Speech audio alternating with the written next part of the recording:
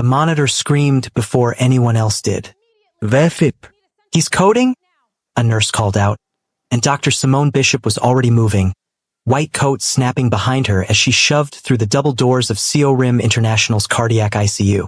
3 weeks into her fellowship in Seoul, and she'd learned exactly how far heels could carry a person at a dead run.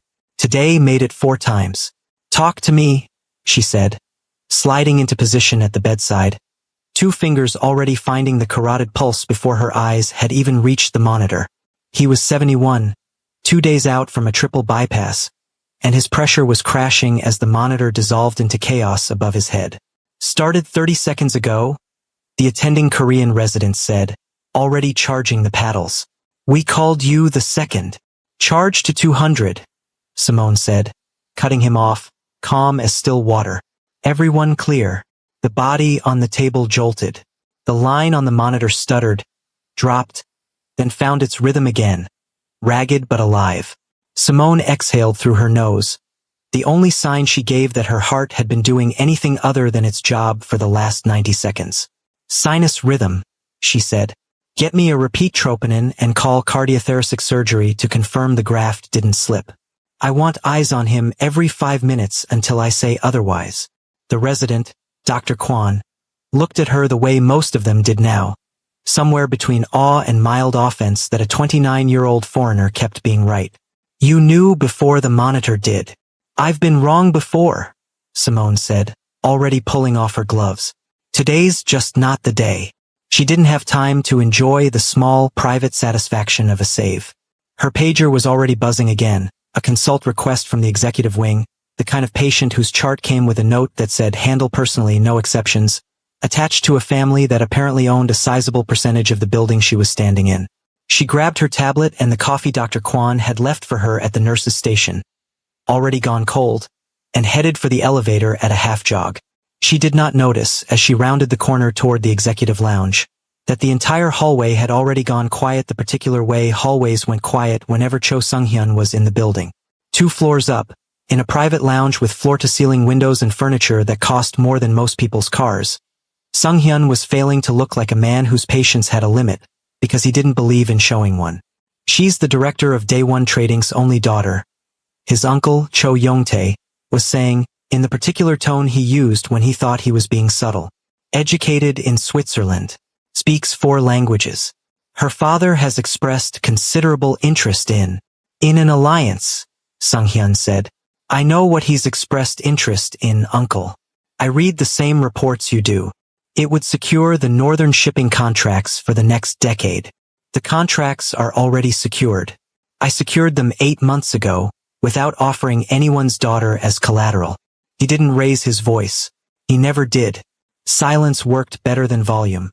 A sentence left hanging in a room had a way of suffocating whoever had been foolish enough to invite it. "Tell Director Yuri's father I'm flattered.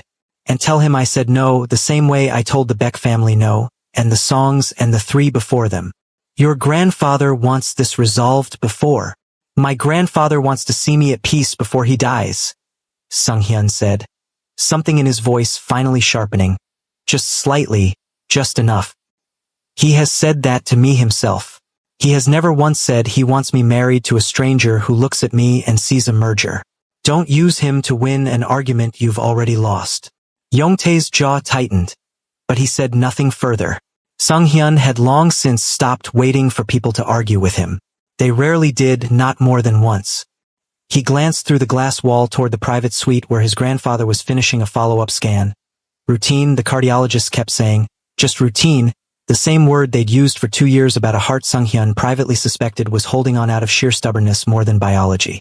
It was the only reason he tolerated this hospital's endless parade of specialists and the family's endless parade of marriage candidates in the same afternoon.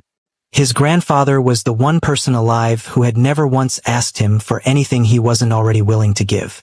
Everyone else wanted the name, the company, the quiet, terrifying reputation that came attached to the Cho group like a shadow nobody mentioned directly. No one had ever wanted him. He was thinking exactly that, with the particular bitterness of a man who had decided a long time ago that it didn't matter, when he stepped out of the lounge, turned toward the elevators, and a hot, sudden weight collided directly into his chest. Coffee. An entire cup of it, cold and bitter, soaking through $800 of bespoke wool in under a second. Oh my, I am so sorry. The woman in front of him was already crouching, grabbing napkins out of nowhere, pressing them uselessly against his ruined jacket before she seemed to register that he wasn't moving, or reacting, or doing anything at all except staring down at her like she'd materialized out of the building's air conditioning. She had dark eyes, a furious ponytail coming loose at the crown, and a hospital badge that read Doctorus Bishop, Cardiothoracic, Fellow. It's fine, he heard himself say, which was strange, because it absolutely was not fine, and nothing was ever fine, and yet the words came out before he'd authorized them. It is not fine, that's a... She glanced at the jacket and winced. That's definitely not a fine jacket.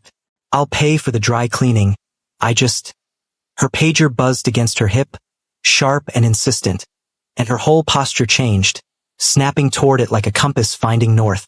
She read it in half a second and was already standing, already moving past him. I have a patient waiting on me, she said, more to herself than to him.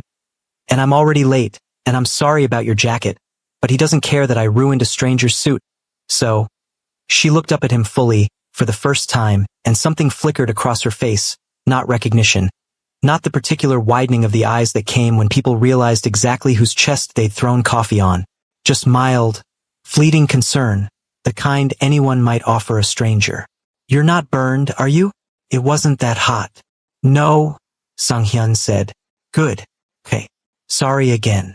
And she was gone, disappearing around the corner at the same dead run she'd arrived with, leaving him standing in a hallway that had gone entirely silent, cold coffee soaking through his shirt, with absolutely no memory of the last time someone had looked at him and seen nothing but a man whose jacket she'd ruined. Sang-chul, who had been 3 steps behind him the entire time as he always was, cleared his throat carefully. Sir, your jacket. I heard her the first time. Should I have her reprimanded? Hospital staff aren't meant to. She didn't know who I was. Sung-hyun said it slowly, testing whether the sentence held any weight when spoken out loud. In 33 years, in a city where his face had been in business journals since he was 26, where strangers crossed streets to avoid him without knowing exactly why, where women had been arranged in front of him by their own fathers since he turned 28, no one, not once, had looked at him with that particular, blinding absence of fear or hunger or calculation. She'd looked at him like he was an inconvenience standing between her and a patient. Nothing more, nothing less. It should have insulted him. Standing there with coffee cooling against his ribs, he found it had done something closer to the opposite. Sir, find out everything about Drivus, Bishop, Sung-hyun said, already walking toward the elevator. His voice perfectly level again, perfectly controlled, betraying nothing of the way his pulse had not yet returned to its normal, careful rhythm. Where she's from, why she's here, how long her fellowship runs. Sang-chul, who had worked for the Cho family for 11 years and had never once been asked to look into a woman, allowed himself exactly 1 second of visible surprise before he caught it. Yes, sir. Tonight. Yes, sir. Sung-hyun stepped into the elevator alone. The doors slid shut, sealing him into the quiet, mirrored box that had carried him up and down this building 10,000 times without anything inside it ever once feeling different. Tonight it felt different. He caught his own reflection in the brushed steel and almost didn't recognize the expression on his face. Something unguarded. Something he hadn't worn in public since he was young enough not to know better. He smoothed it away before the doors opened on the executive floor. Old habits. But it had been there. He knew it had been there, the way a person knows a wound is bleeding even after they've covered it. He had spent 15 years building a life where nothing got close enough to touch him. A spilled coffee and 30 seconds in a hallway had done more damage than any boardroom rival ever had. If you're already feeling it, that particular ache of watching someone who spent his whole life freezing himself solid start to crack, go ahead and hit subscribe right now, because what happens when Cho Sung-hyun decides he wants something for the first time in his life is exactly the kind of story you don't want to come back later trying to find. Down on the 4th floor, Simone had no idea any of that had happened. She was elbow deep in a chart, already 3 patients past the man in the expensive, ruined jacket, already forgetting his face the way she forgot most things that weren't directly in front of her. Except she didn't forget it. Not really. Hours later, scrubbing in for her last consult of the day, she caught herself thinking, unbidden, about a pair of dark eyes that hadn't blinked once, and a stillness in a man's whole body that had nothing to do with shock and everything to do with something she didn't have a name for yet. She shook it off. She had a country to learn, a fellowship to survive, and exactly zero interest in figuring out why a stranger's stare was still sitting somewhere behind her ribs at 6 o'clock in the evening. She had no idea that across the city, behind the glass walls of the tower that bore his family's name, a man who had never once asked anyone to look into a woman's life already had people pulling her file, and that the quiet, careful order he'd built around himself for 15 years had already, irreversibly, begun to come apart. 3 days passed before Simone saw him again, and when she did, it was nothing like she expected. She'd been called up to the executive floor for the second time that week. A different patient this time. An elderly board member with arrhythmia the in-house doctors were too nervous to manage without a specialist's signature on the chart. She stepped out of the elevator already reading her tablet and nearly walked straight into him a second time. Except this time he didn't look surprised to see her at all. "Dr. Bishop," he said. He knew her name. Of course he knew her name. She looked up, recognized the suit before she recognized the face. An entirely different jacket this time. No coffee stains, and felt something in her chest do a small, traitorous flip that she immediately decided to ignore. "You're the jacket guy. Cho Sung-hyun," he said, like that was supposed to mean something to her. When her expression didn't change, something almost like amusement crossed his face, gone as quickly as it came. "My family's foundation built this hospital. I sit on the board that controls its funding." "Congratulations," she said, deadpan, already moving past him toward her patient's room. "I have a patient waiting on me, Mr. Cho. Try not to ruin any more suits." He didn't follow her. He didn't need to. He simply stood there in the hallway, watching her disappear through a doorway without a single backward glance, and felt, for the second time in 3 days, the particular dangerous pleasure of being looked at like he was nobody at all. 3 weeks after the coffee incident, Simone got a phone call that made her stop walking in the middle of a hallway. "Say that again," she said. $10 million, Dr. Park Young-min repeated. And even over the phone she could hear him still not quite believing it himself.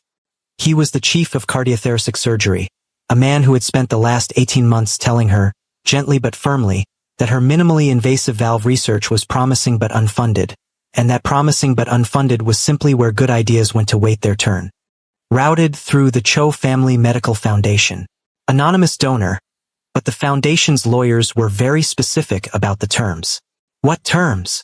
The grant funds a new structural heart program, full surgical suite, 2 research fellows, equipment we couldn't have gotten approved for another 5 years. He paused. "And it's yours, not the department's. Yours specifically. Dr. Simone Bishop must personally direct the program, or the funding is withdrawn." "That's not me being generous, Simone. That's the actual language in the documents." Simone stood very still in the hallway, the way she only ever stood still when something didn't add up on a chart. "That's not how endowments work. Nobody hands a fellow $10 million and a building wing with no strings except her name on the paperwork. Apparently somebody just did." She thanked him, hung up, and stood there a moment longer with her phone in her hand, running through the very short list of people in Seoul who had both that kind of money and a reason to spend it on her. The list had exactly one name on it, and she did not like that it did. She found out she was right 2 days later. In a board meeting she hadn't known she'd be attending until Dr. Park texted her 40 minutes beforehand to put on something professional and bring her slide deck. The conference room on the executive floor had a view of the entire city and a table long enough to seat 20, only 12 of whom showed up: hospital administrators, 2 foundation trustees, and, seated at the far end like he'd always been there, like the room had been built around the space he was currently occupying, Cho Sung-hyun. He didn't look at her when she walked in. That, more than anything, was what convinced her she'd been right about the money. "Dr. Bishop," the board chair said, "walk us through the program timeline." She did. She'd given this pitch a dozen times to a dozen committees who'd nodded politely and funded someone else's project instead, and she knew it cold: the device, the trial design, the patients it would save in a country where heart failure killed more people every year than the news ever reported. She was 4 minutes into it, hitting her stride, when Dr. Jang from cardiology cut her off.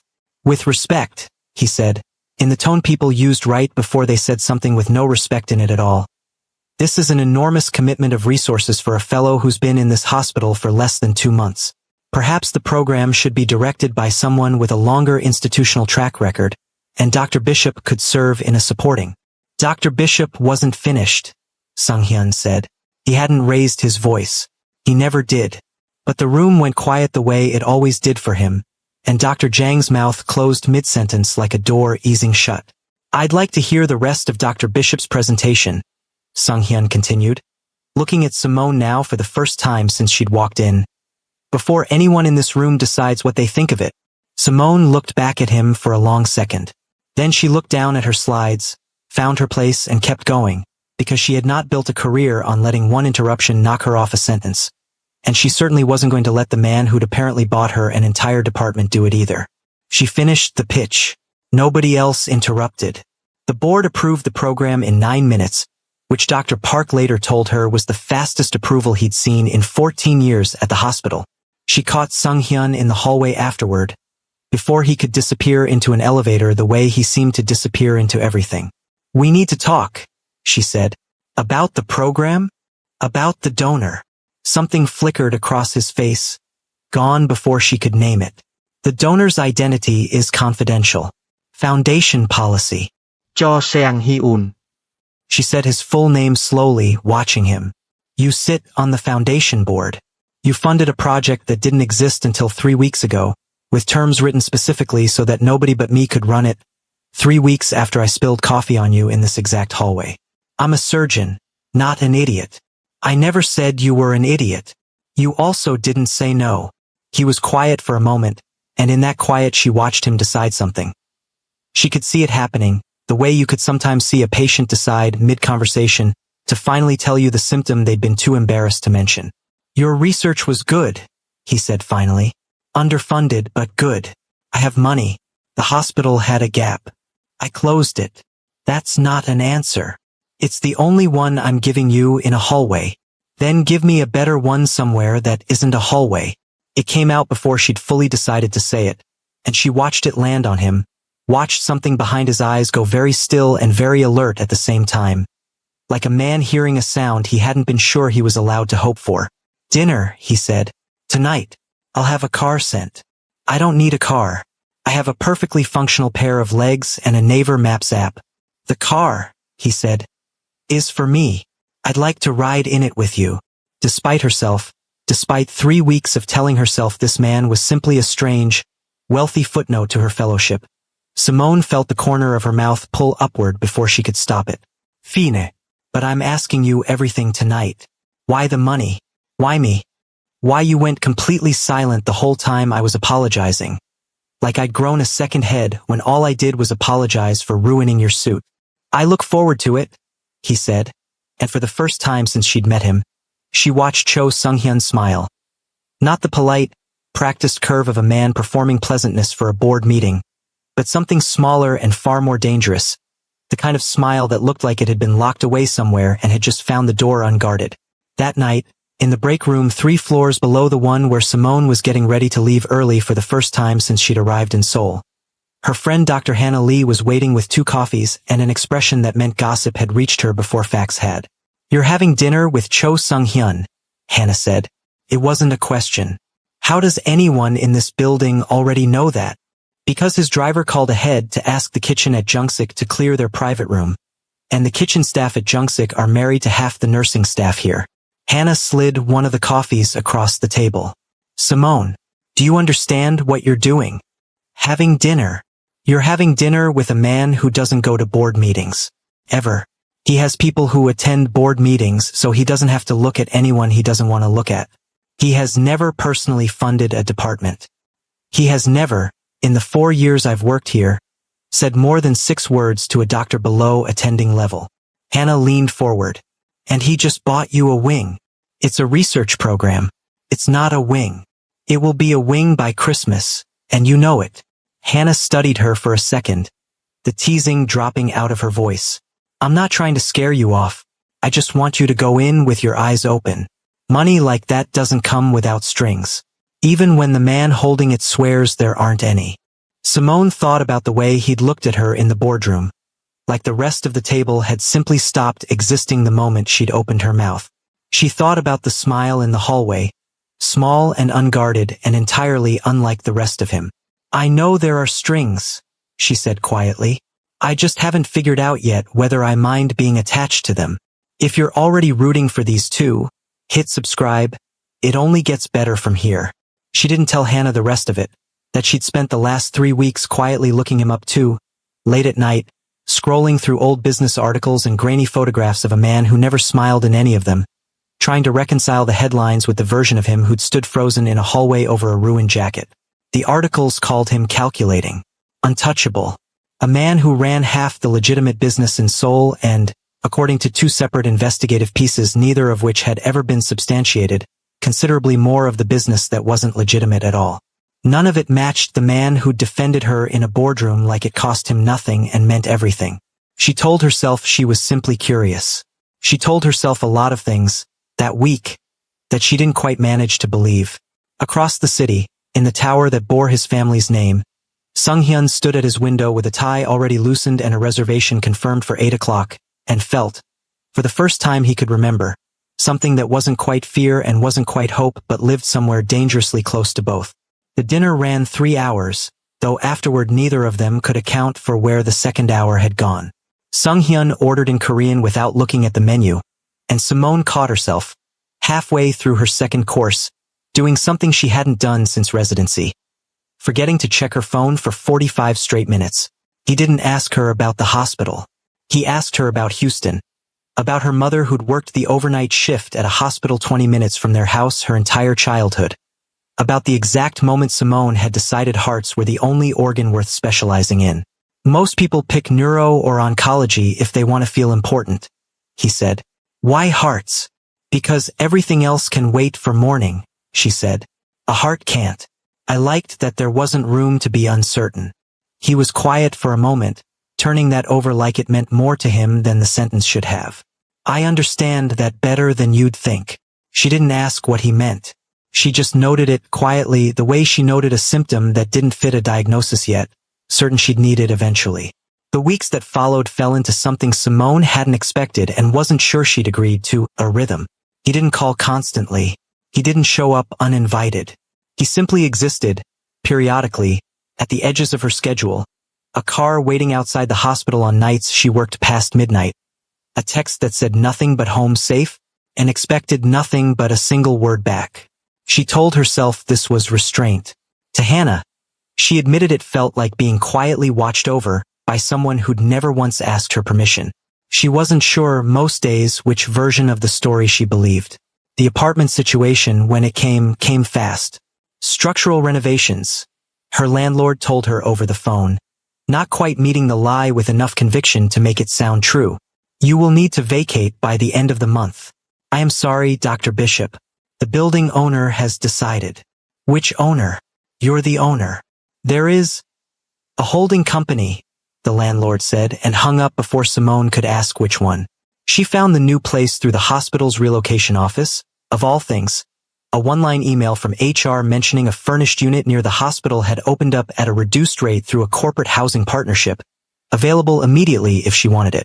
She didn't have the energy to be suspicious. She had 4 days to find somewhere to sleep and a 16-hour shift in 6 hours. She took it. The apartment was, by any reasonable measure, far nicer than she could afford on her own. Floor-to-ceiling windows, a kitchen better than the one in her parents' house, a view of the river she stood in front of for a full minute the night she moved in before she let herself believe it was actually hers, even temporarily. She found out exactly how temporary the illusion of coincidence was 3 nights later, in the lobby at 11 p.m., still in scrubs, holding a bag of late-night kimbap. She pressed the call button for the elevator. The doors opened, and Sung-hyun was already inside. Coming up from the garage, tie loosened, looking like a man arriving home rather than visiting it. Simone stared at him for a full 3 seconds before her brain caught up to what her stomach already knew. "You live here. Ido. You own this building." Ido. Cho Seang-hyun. Her voice came out flatter and more dangerous than she'd intended. "Did you have my landlord lie to me about structural renovations so that I would end up in your building?" He didn't flinch, Didn't perform the small theater of guilt most people reached for when they'd been caught. Yes, that's... She laughed. A short, disbelieving sound with no humor in it at all. That's stalking. Do you understand that's stalking? It isn't. His voice stayed level, the way it always did. But something underneath it had gone careful, deliberate, like a man choosing each word the way he'd choose a chess move. Stalking is something men do in secret, Dr. Bishop. I'm not hiding what I did. I found out your old building had been failing fire inspections for a year before your landlord did anything about it. I bought a property with better security, better locks, a doorman who actually stays awake, and I made sure it was available to you specifically. I'm not sorry for the second part. I'd apologize for the first, except I'm not sorry for that either. You don't get to make decisions about where I live. I'm not making decisions about where you live. You can leave tonight if you want to. I'll have someone find you another apartment by morning, somewhere with nothing to do with me at all, and you'll never see me in an elevator again. He paused. I'd prefer you stayed, but my door's 2 floors up, Simone, and it's never locked. Not to you. It was the first time he'd used her first name, and she noticed it the way she noticed an irregular rhythm on a monitor, small, but impossible to unhear once she had, even as she refused to think too hard about it right then. Her late-night kimbap going cold in the bag between them while the elevator climbed past the floor she'd meant to get off on. She rode it back down alone a minute later, let herself into her own apartment, and didn't move out that week, the way some clearer-headed version of herself probably should have. She told Hannah the next morning, mostly because she needed someone to confirm she wasn't losing her mind. He had your landlord lie to you, Hannah repeated, eyes wide. So you'd move into his building. That's the part one can't get past. That's the part you're upset about? Hannah set down her coffee. Simone, he found out your building had bad fire code violations and quietly fixed your housing situation without asking for anything in return except proximity. Do you understand how many men in this city would have just sent flowers and called it a gesture? It's still controlling. It's controlling in the specific way that happens to also be thoughtful, which is the most dangerous kind. Hannah studied her for a second. Are you going to move out? Simone thought about the view of the river. She thought, longer than she wanted to admit, about the way he'd said her first name like it had weight he intended to carry. No, she said finally. I'm not. Then stop telling me you're upset about it and start telling me what you're actually feeling. Simone didn't have an answer for that one yet. She didn't see him every day after that. She didn't need to. He left things instead, small, specific, infuriatingly thoughtful things. A container of soup outside her door on the night she worked a 19-hour shift, with a note in sharp, slanted handwriting that read, "You operated for 11 hours today. Eat this before you forget you're allowed to." A second note, 2 weeks later, taped to a bag of the specific brand of ginger candy she'd mentioned once, in passing, during the dinner she'd assumed he hadn't fully listened to. For the nausea you didn't think I noticed. She kept every note. She told herself it was for research purposes, evidence, in case she ever needed to prove to Hannah that the man was, in fact, completely unhinged. She did not examine too closely why she'd started reading them twice before throwing away the wrapping.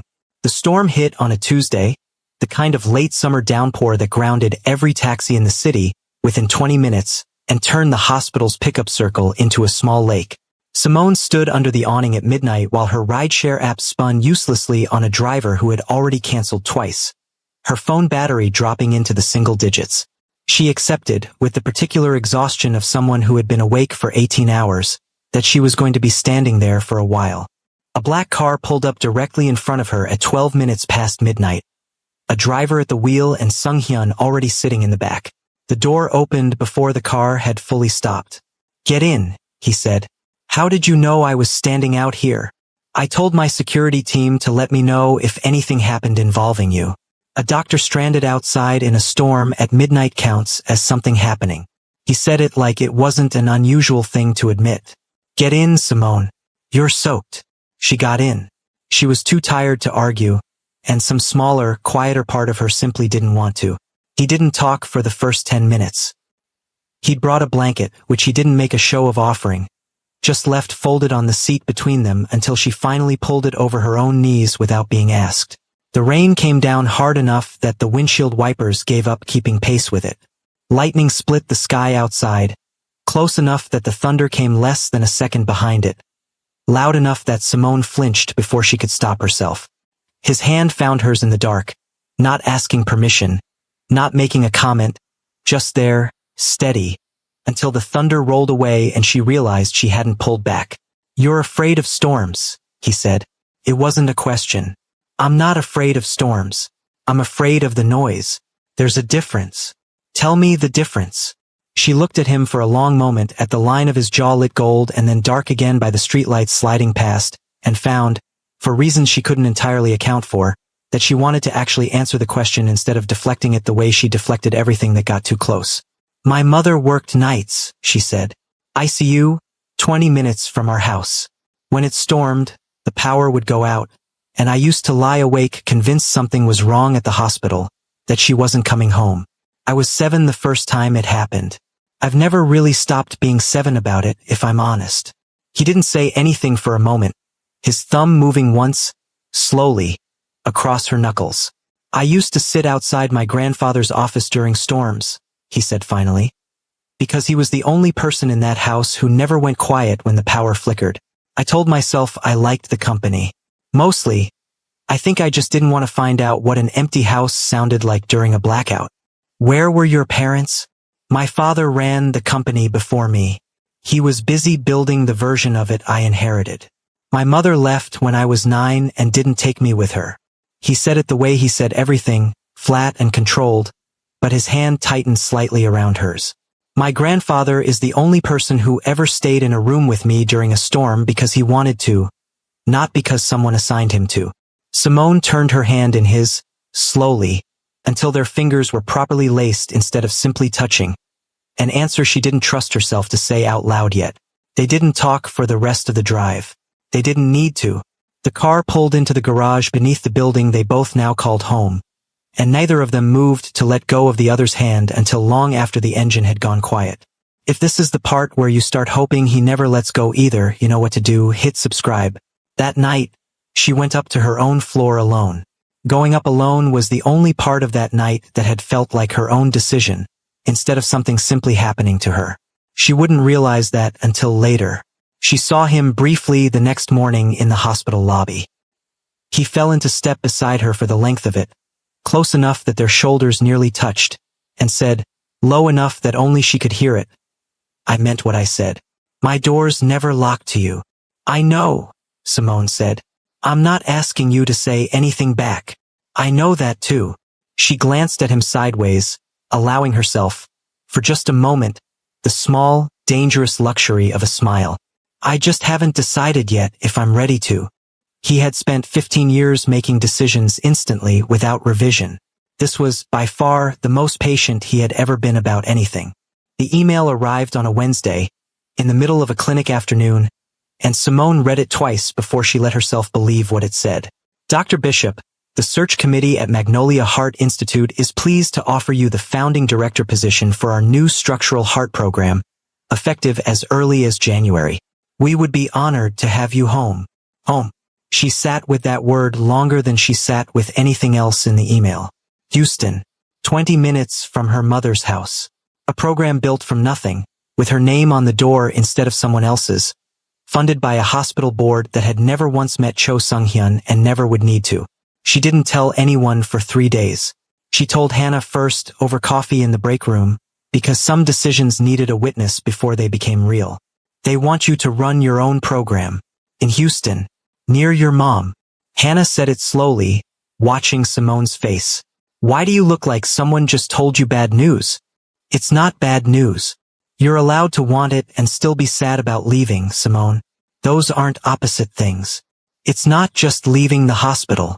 Simone turned her coffee cup a quarter turn, the way she did when she was deciding how honest to be.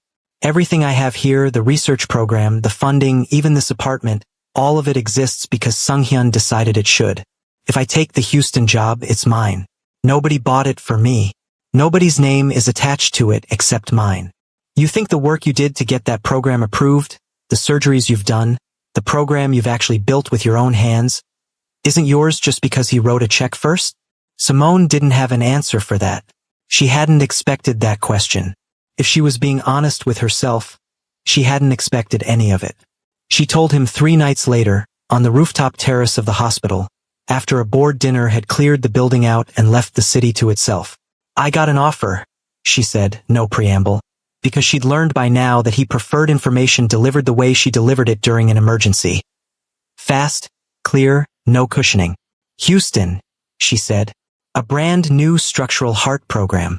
Built from nothing, with me as its director if I accept. Something in his face went very still.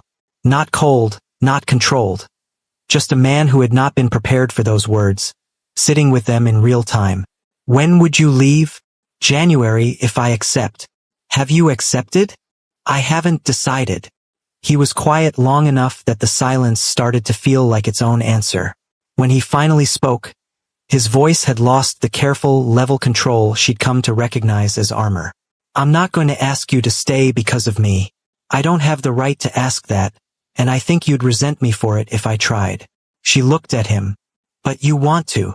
He held her gaze. More than I've wanted anything in a long time. His uncle showed up at his office 2 days later.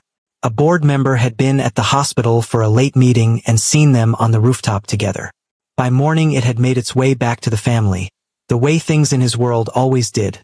Quietly, efficiently, and with an agenda already attached. You're risking the northern contracts over an American surgeon, Youngtae said, not bothering to sit down in Sung-hyun's office, which was its own kind of statement. The Day One family has not forgotten your refusal. If word reaches them that you're involved with a hospital employee, an outsider, they will use it as exactly the excuse they've been waiting for. Then let them. Sung-hyun. I have spent 15 years protecting this family's interests at the cost of every interest of my own, Sung-hyun said, and his voice, when it finally rose only slightly, which from him was the equivalent of shouting. I gave up the right to choose who I loved before I was old enough to understand what I was giving up. I am not doing it twice. Youngtae studied him for a long moment, something shifting behind his eyes that wasn't quite respect and wasn't quite surrender, but lived somewhere between both. Your grandfather will want to meet her, he said finally, before you do something irreversible. He already knows about her. Of course he does. Youngtae allowed himself something almost like a smile on his way out the door. He's the one who told me to come talk you out of it. He didn't actually want me to succeed. He wanted to see if you'd let me try. 2 nights later, Sung-hyun asked her to meet him on the hospital rooftop at 11. After her shift ended, and gave no other explanation, she found magnolias, dozens of them, somehow blooming weeks out of season, arranged in clusters along a path of small lanterns that led to a single table set for 2. A speaker somewhere nearby played something low and warm, gospel-tinged, the kind of music that belonged in a kitchen on a Sunday morning rather than on a rooftop in Seoul. How? Simone said, and couldn't manage anything more articulate than that. Your mother's hospital was 2 blocks from a church your grandmother attended every Sunday for 40 years. Hannah mentioned, once, that you hum something like this when you think no one's listening in the supply closet. He said it without performance, the way he said everything, but something in his voice had gone unsteady in a way she'd never heard from him before. I couldn't bring you Houston. I couldn't bring you your mother or that church or whatever it is you miss most about home. I could only get this close. I wanted you to know I noticed. All of it. Not just the parts of you that are useful to a hospital board. Simone walked the rest of the path in silence, because she didn't trust her voice yet, and stopped in front of him at the table, close enough to see that his hands, when he reached for hers, weren't entirely steady either. I have never wanted to know anyone the way I want to know you, he said. I don't know what to do with that. I've never had to. What are you asking me, Sung-hyun? I'm not asking you to choose between Houston and me. I would never survive being the reason you gave up everything you worked your whole life toward. He took a breath, the first unguarded breath she'd ever watched him take. I'm telling you that wherever you decide to build that program, I am already irreversibly in love with you. I have been since a woman who didn't know my name handed me a fistful of napkins and ran toward someone who needed her more than I did. I didn't think that was possible for me. I built an entire life on the assumption that it wasn't. You walked through it in 30 seconds and proved me wrong. Simone looked at him for a long moment at the magnolias, at the man who had rebuilt a piece of her childhood on a rooftop in a country 6,000 miles from home because he had been paying attention the entire time she'd assumed he was simply being strange. She kissed him first. It wasn't gentle, not at first, 3 months of restraint on both sides finally giving way at once. And when they finally broke apart, breathless, his hand still resting against her coat, he looked at her like a man who had just watched the most certain decision of his life arrive somewhere he could finally touch it. "I haven't decided about Houston," she said, somewhere against his mouth. "I know. I'm not deciding tonight. I'm not asking you to." He pressed his forehead to hers, and for the first time in the entire conversation, Cho Sung-hyun smiled, unguarded, the way she imagined he must have smiled before the world had taught him not to. "Tonight, I'd just like to be the man you decided to kiss. We can figure out the rest of it together. If you're as far gone for these two as they are for each other right now, hit subscribe." They stayed on that rooftop long after the lanterns had burned low, and somewhere around 2 in the morning, with her head on his shoulder and his hand tracing slow, absent circles against her arm, Simone realized she had stopped weighing Houston against Seoul and started, instead, simply wondering how she'd ever build a life that didn't have him in it somewhere. His grandfather's name was Cho Byung-soo, and he was, as far as Simone could tell within the first 4 minutes of meeting him, the only person alive who could make Sung-hyun look nervous. He received them in a private sitting room on the top floor of the Cho family's main residence, a house large enough that it took a full staff just to keep it running. He was 78, small in the way that men who had once been formidable sometimes became with age, and he had Sung-hyun's eyes, dark, unhurried, the kind that made you feel seen in a way you hadn't necessarily consented to. "Sit," he said in Korean, and then looked at Simone and repeated it in careful, accented English. "Please." Sung-hyun had warned her on the drive over that his grandfather had opinions, that he would ask direct questions and expect direct answers, and that any attempt to be polished or diplomatic would be seen through immediately and held against her. She'd asked if there was anything she should avoid saying. He'd thought about it for a moment and said, "Honestly, no, just be exactly what you are," and she'd understood from the way he said it that it was both advice and a confession. Byung-soo poured tea himself, waving off the staff member who stepped forward to do it, and set a cup in front of Simone with the deliberate care of a man who had decided this gesture was his to give personally. "My grandson," he said, "has not brought anyone to this house in 15 years. "I know," Simone said. "Does that frighten you?" No. "It tells me he doesn't do things halfway." Something moved across the old man's face. Not quite a smile and not quite surprise. Something warmer and more private than either. He glanced at Sung-hyun, who was sitting very still in the way he sat still when he was working hard not to show something. "She's right," Byung-soo said, mostly to himself. Then, back to Simone. "You're thinking about leaving the job in America." "I'm still deciding."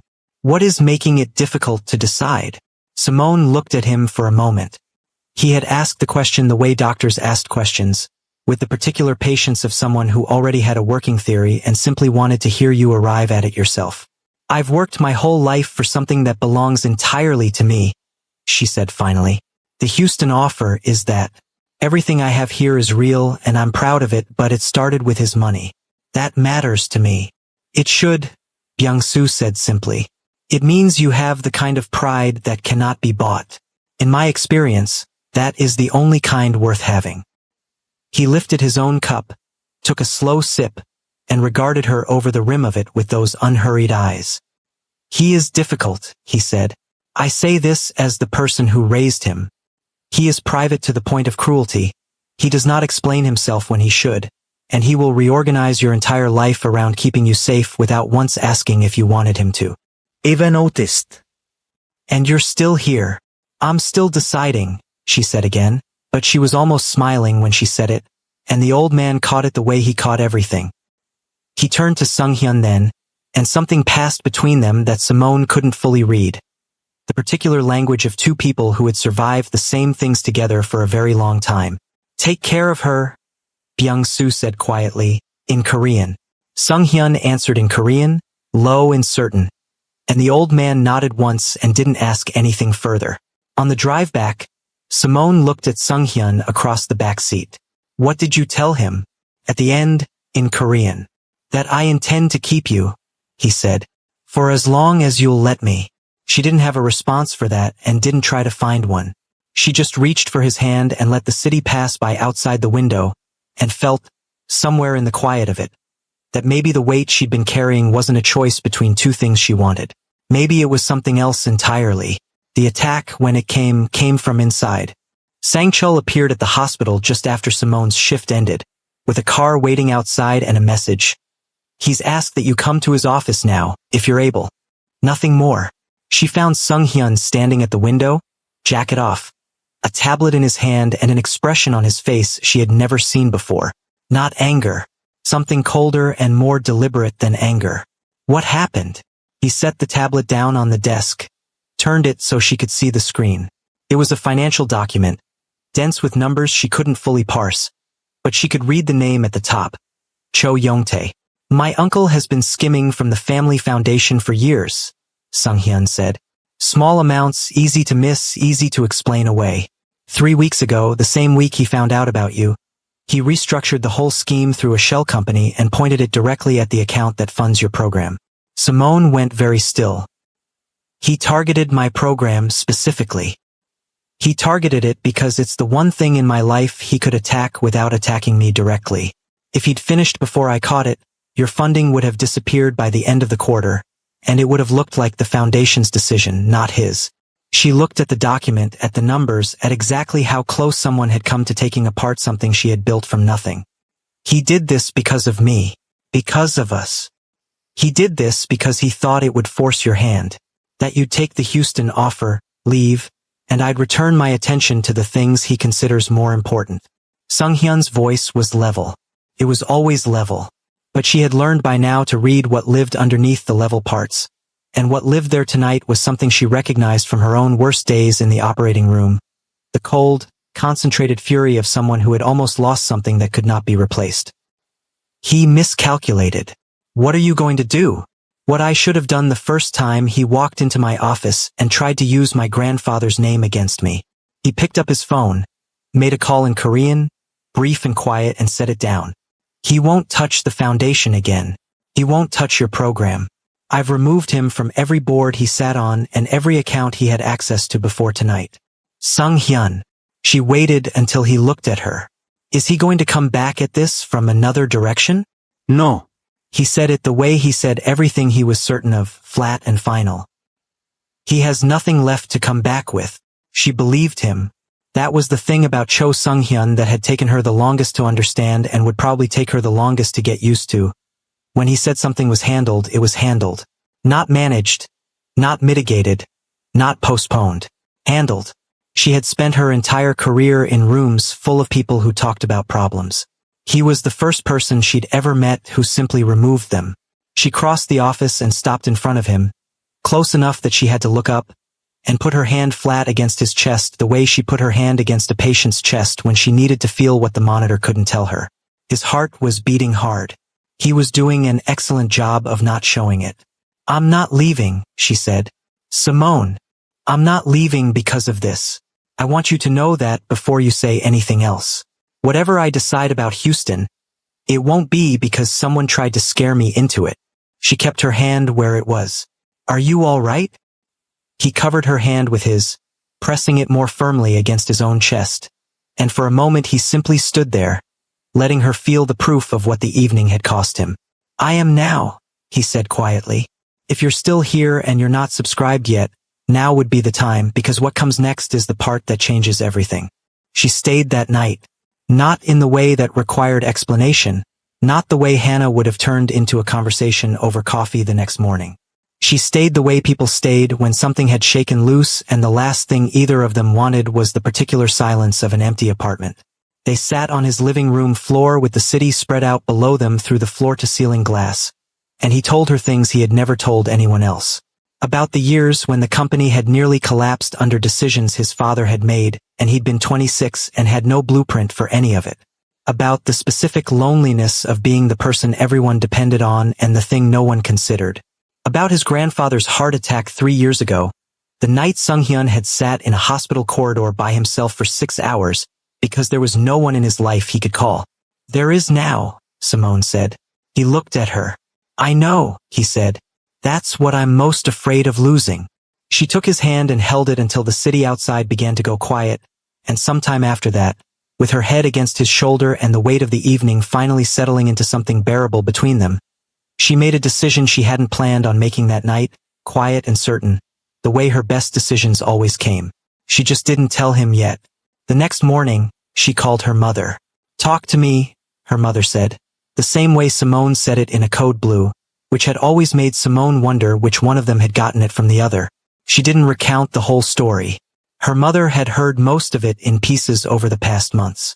She just said what mattered right now. "I think I've decided," Simone said. "About Houston." Her mother was quiet for a moment. "Do you love him?" Simone looked out at the river through the apartment window, at a city that had stopped feeling foreign to her without her quite noticing when. "Yes," she said. "I think I have been for a while." "Then what exactly are you still deciding?" She didn't have an answer for that, which was, she understood the moment the question landed, its own kind of answer. "The Houston offer will come again," her mother said gently. "Programs like that always come back around to the right person. But whatever you're describing to me, baby, that man on that rooftop with those flowers, that doesn't come back around. That only comes once." Simone held the phone long after the call ended, watching the river go silver in the early morning light, and felt the particular relief of a decision that had already been made, simply waiting for her to catch up to it. The call came at 5 in the morning. "It's his heart," Sangchul said, his voice steadier than it had any right to be. "He's had a home monitor for 2 years, ever since the doctors started watching that arrhythmia risk. Picked up something irregular overnight. Paramedics are already taking him in. Mr. Cho asked me to call you directly." Simone was dressed within minutes, and by the time she came downstairs, the car was already waiting. She sat with her knees bouncing the entire ride, running through what she actually knew about his heart, most of it secondhand, things Sunghyun had mentioned in passing over the months, a routine scan here, a word like stubborn used more than once to describe an organ that had been quietly failing for years. She found Sunghyun in the hallway outside his grandfather's room, and for the first time since she'd met him, he looked like a man who had run out of solutions to buy his way toward. "They're saying it might be his aortic valve," he said, before she'd even reached him. "Calcified. Failing. Someone mentioned flying him to a specialist in Switzerland, but the flight alone." "I'll talk to his attending physician," Simone said, and went to find the cardiologist on call, pulling up the imaging through the hospital's own system, the two of them reviewing it together at a workstation down the hall. "It's severe aortic stenosis," she told Sunghyun afterward. "Significant calcification, but the geometry's workable. I can do a minimally invasive valve replacement, the same procedure my program specializes in. We don't need Switzerland. We don't need to move him at all." "You're saying you can do this?" "I'm saying I'm the best person in this hospital to do it." She said it the way she said everything that mattered, flat and certain, with no room left for false modesty. "But I need you to understand the risk before I take him into or. He's 78 with a heart that's already compensating for years of damage. There's a real chance this doesn't go the way we want it to." Sunghyun looked at her for a long moment, something raw moving behind his eyes. "I trust you with his life," he said. "I trust you with mine. I don't know how to say that more plainly than that." "Then let me go scrub in." The board, when it convened an emergency session an hour later, did not entirely agree with him. "She's brilliant," Dr. Jang said, the same man who tried to talk over her in a boardroom months earlier, though his tone had changed considerably since then. "Nobody disputes that. But this is the chairman's grandfather. Perhaps a more senior." "Dr. Bishop is doing this surgery," Sunghyun said, and the room went quiet the way it always did for him, except this time there was nothing controlled in his voice at all. "She is the finest cardiothoracic surgeon in this country. If anyone doubts her competence, you may say so directly to her, in the while she's the one holding my grandfather's heart in her hands." Nobody said anything further. Simone scrubbed in soon after, her hands steady the way they were always steady once the work actually began. For most of the surgery, it went exactly as the imaging had suggested it would. Near the end, it did not. "Pressure's dropping," her resident said. "He's bradycardic. I see it." Simone's voice didn't change, didn't rise, even as her hands moved faster, recalibrating in real time. We're not losing him. Give me the pacing wire. She worked through it with a focus so complete that the rest of the world simply ceased to exist for the duration of it. And when the new valve finally seated and the monitor settled into a steady, unhurried rhythm, she felt the particular exhaustion that came after every save, the one she never let herself feel until the patient was stable. He's stable, she said. Close him up.